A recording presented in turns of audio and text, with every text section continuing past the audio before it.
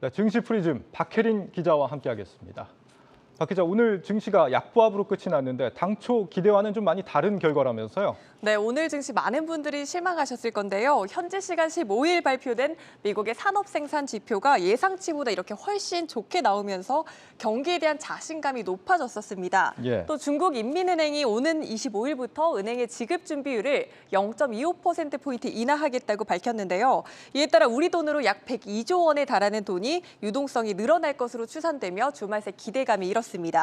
이렇게 주말에 미국과 중국발 긍정적인 소식이 들려오자 우리 증시가 오늘 이제 다소 상승 흐름을 보일 것으로 예상이 됐는데 보시다시피 오늘도 외국인과 기관의 자금을 빼면서 당초 기대와 엇갈리는 결과가 나왔습니다. 네, 오늘 중국 1분기 GDP도 예상치를 웃돌았다라고 하던데 시장이 이렇게 기대에 못 미친 이유 뭐라고 봐야 될까요? 네, 복합적이겠지만 한국과 미국의 금리 역전 가능성이 거론되고 있기 때문입니다. 과거 한미 금리 역전기를 한번 살펴보면 외국인이 국내 증시에서 이탈해서 지수 상승세를 둔화시켰다는 분석이 나옵니다. 예. 한국투자증권은 그간 한미 기준금리가 역전된 시기를 이렇게 비교를 했는데요. 총 3차례인데 이 중 현 상황과 가장 유사한 시점인 2018년부터 2020년을 비추어 봤을 때 경기가 흔들린 건 당연하고 환율과 수급 부문도 시장에 부담을 줬다는 분석입니다. 다소 이제 지수 상승의 탄력성이 약해질 수 있다고 분석했습니다. 한은 총재 후보자가 오늘 이 한미 기준금리가 역전될 소지가 앞으로 있다라는 언급을 하면서 아마 장이 좀 이런 영향을 받은 것 같습니다. 미국보다는 아무래도 좀 덜 매파적인 기조가 네. 있는 게 아닌가 이런 인식을 한 것 같아요. 증권가에서는 뭐라고 조언을 하고 있어요? 네, 지수는 힘을 받지 못할 테니까 업종별로 접근하는 전략이 유효하다는 분석이 나옵니다. 지수 자체의 탄력성은 둔화가 되더라도 결국 상승하는 종목은 상승하는데 특히 리오프닝 업종에 주목하라는 분석입니다. 예. 오늘부터 2년 1개월 만에 일상 회복으로 돌아갔죠. 이에 따라 오늘 증시에서도 호텔이나 면세, 화장품 등 경기 재개에 따른 종목들이 강세를 보였습니다. 네, 화장품주도 괜찮았나 보네요. 마스크는 사실 계속 써야 되잖아요. 네, 보시다시피 오늘 큰 폭으로 하락을 했는데요. 네. 이번에는 해제 조치에 포함이 되지 않았지만 정부가 2주간 상황을 더 지켜본 후 실외부터 해제 여부를 검토하겠다고 밝히면서 내달부터는 마스크 착용 의무화가 해제될 가능성이 높게 거론되고 있습니다. 특히 증권가에선 색조 수요가 증가할 것으로 예상을 하고 있고요. 네. 여기에 더해서 화장품의 주요 판매처인 중국 상하이의 코로나19 봉쇄가 오는 20일부터 추가 완화될 것이라는 점도 수급에 영향을 줬습니다. 그렇군요. 여행업종도 오늘 좋았습니까? 네, 저도 최근에 고민 끝에 항공권을 구입을 했는데요.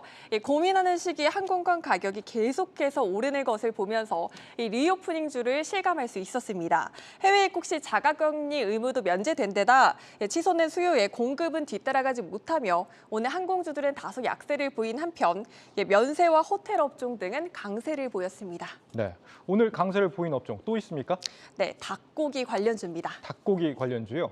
이게 뭐 회식 수혜주인가요? 갑자기 왜 강세를 보였나요? 네, 그 점도 수요에 영향을 미쳤겠지만 거시적으로 보면 우크라이나 사태 장기화로 국제 곡물가 상승의 원인이 됐습니다. 예. 네, 전쟁 장기화로 사료값이 급등하고 있다는 소식 계속해서 전해드리고 있는데 이 점이 국내 주요 닭고기 생산업체의 제품 가격 상승으로 이어지면서 오늘 마니커와 하림 등이 급등하는 모습 보였습니다.